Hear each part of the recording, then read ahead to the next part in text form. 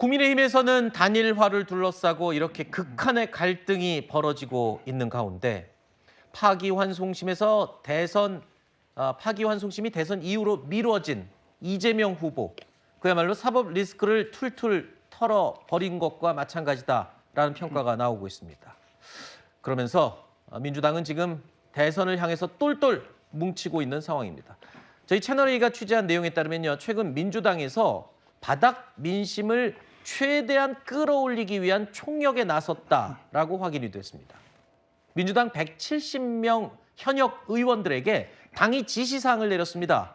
지시 내용은 이렇습니다.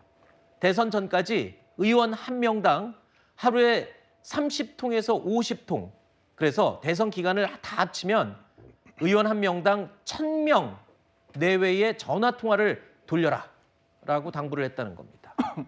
자, 또 지난 대선 당시에 민주당과 국민의힘 격차가 매우 작았죠. 자, 이번 대선 목표 득표율을 그때와는 다르게 확 차이를 벌리자라는 전략을 세운 것으로 분석이 됩니다. 최종 지역구별 득표율이 향후 공천에까지 반영되는 거 혹시 아니냐, 이런 분석까지 나오고 있습니다. 열심히 뛴 지역에 공천권이 더 주어진다, 뭐 이런 이야기가 될 수 있겠죠. 결국 민주당이 이렇게까지 하는 것, 0.73%포인트 차이로 패배했던 지난 대선의 상황을 다시 반복하지 않겠다. 그러니까 지금 이렇게 비교적, 상대적 유리한 상황을 계속 걷다는 것을 전제로 한다면 훨씬 더 격차를 아예 초격차로 벌리겠다, 이런 해석이 되는군요. 그렇죠. 그리고 어떤 선거든 결국엔 선거는 끝나봐야 아는 겁니다. 두 가지 의미가 있습니다. 지금 국민의힘이 자중질환을 겪으면서 상대적으로 이재명 후보의 어떤 여론조사상이 안정적으로 보이지만 5월 11일 날 이 선거 후보 등록을 하고 지금 국민의힘 측의 후보가 어떤 식으로든 정리가 되면 지금의 지지율은 또 의미가 없어집니다. 네. 긴장해야 되죠. 그리고 두 번째는 이제 그런 상황이 지금의 추이가 그냥 이어진다고 하더라도 압도적 정권 교체를 해서 국정 운영의 안정감을 얻고자 하는 목표도 또 분명히 있는 겁니다. 네. 그러니까 지금은 뭐 전체적으로 뭐 부자 몸조심하듯 가야 될 상황이 아니라 네. 5월 11일 이후에 실제 선거운동 과정에서 이 국민의힘 측 후보의 추격을 완벽하게 따돌리고 압도적 정권 교체로 이어지는 이 두 단계 시나리오가 필요하기 때문에 네. 전당적으로 모든 지역구 의원이라든가 지역위원장들이 일선에서 열심히 뛰어라, 이런 주문을 하는 것이고요. 뭐 당연한 것이죠. 아마 이 부분에 대해서는 굳이 당이 그런 지침을 내리지 않더라도 네. 모든 당의 구성원, 당원들이 자발적으로 압도적 정권 교체를 위한 선거운동에 나서고 있습니다. 네. 상대적으로 유리한 국면을 차지한 민주당, 이재명 대선 후보. 자, 이렇게 당의 움직임에 또 발맞춰서 이재명 후보도요, 우클릭 행보에 집중하고 있습니다. 문재인 정부가 도입했던 다주택자 보유세 중과에 대해서 이런 발언을 했습니다. 굳이 집을 사겠다는 사람들을 말리지 말자. 집 가지고 투자하는 사람들 어떻게 말리겠느냐라는 발언까지 했습니다. 주거 문제에 대해서 이제 지금 생각을 좀 많이 바꾼 편인데 저는 그런 얘기 많이 했죠. 집은 주거용이지 투자 투기용이 아니어야 된다. 근데 이념적으로 맞죠. 근데 그게 불가능하더라고. 국민들이 투자할 데가 없어요.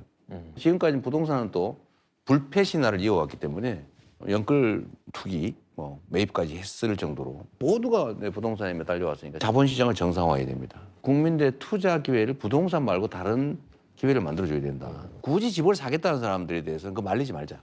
굳이 막 그 세금 막 때려가지고 억누르고 그냥 하지 말자. 이재명 후보의 우클릭 행보, 우클릭 발언은 이것뿐만이 아닙니다. 또 정년 연장, 그리고 주 4.5일제 근무에 대한 공약, 여기도 지금 주장한 데 이어서 경제계 우려에 대해서도 계엄을 선포하듯이 하지는 않겠다라면서 기존에 했던 4.5일제 근무 뭐 이런 것에 대해서 경제계를 또 달래는 그런 또 발언과 행보를 했습니다. 지금은 대한민국이 꼭 성장이 필요하다. 새로운 성장 동력을 만들기 위해서는 다른 나라와 연대를, 현재로서는 가장 가까운 이웃인 일본과의 경제 연대를 모색하는 것이 필요하다라는 제언을 드립니다. 최태원 회장님의 생각은 어쩜 저하고 그렇게 똑같습니까? 전적으로 공감하고요.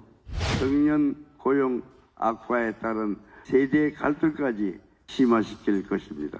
기업의 경쟁력을 떨어뜨리고 대중소기업 간 양극화를 심화시킨다는 우려도 있습니다. 갑자기 무슨 계엄 선포하듯이 그렇게 할 점 그런 걱정 안 하셔도 됩니다.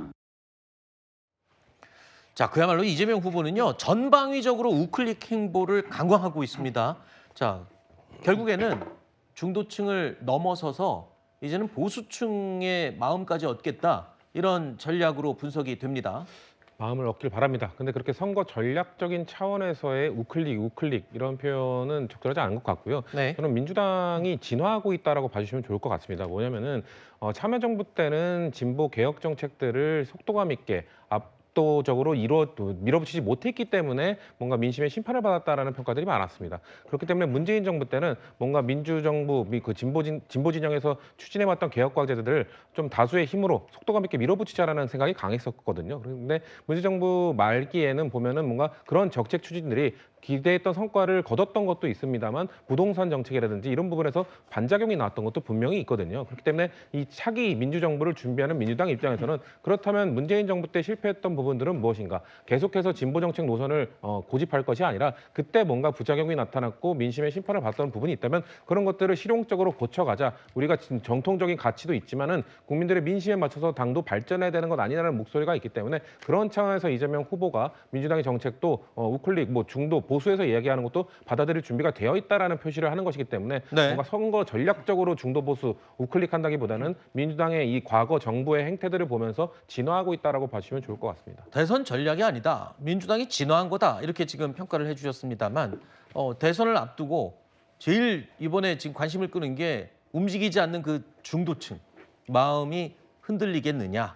자, 우클릭 행보의 가장 목적을 그렇게 보고 있는 사람들이 많거든요. 과거에 박근혜 전 대통령이 이른바 경제 민주화라고 하는 거대 담론을 꺼내들면서 중도층을 파고들었을 때는 그것이 선거에 상당히 주요했습니다. 왜냐하면은 박근혜 전 대통령의 경제 민주화 노선이라고 하는 것은 매우 분명했고 뚜렷했고 일관성이 있었습니다. 그래서 본인이 대통령이 된 이후에도 다양한 입법과 정책을 통해서 실현을 했고요. 그런데 지금 이재명 후보의 행보는 어떤 뚜렷한 노선의 움직임이 있는 것이 아니라 사실은 여러 가지를 전부 다 백과사전식으로 건드리고 있는 겁니다. 정년 연장을 논했다가 서두르지 않겠다. 4.5일제를 이야기했으나 역시 계엄하듯이 하지는 않겠다. 또 기업들이 투자할 수 있도록 해주겠다고 하면서 3법 개정안 더 근본적인 그 악법 조치를 만들려고 하고요.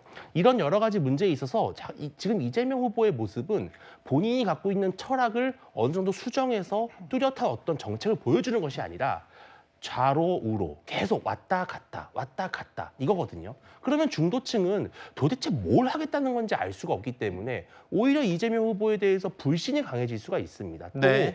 오늘 했던 말이 내일 바뀐다? 그럼 이재명 후보의 진위는 뭔지 알 수 없기 때문에 저는 오히려 역효과가 있을 수 있다 이렇게 말씀드리겠습니다. 알겠습니다.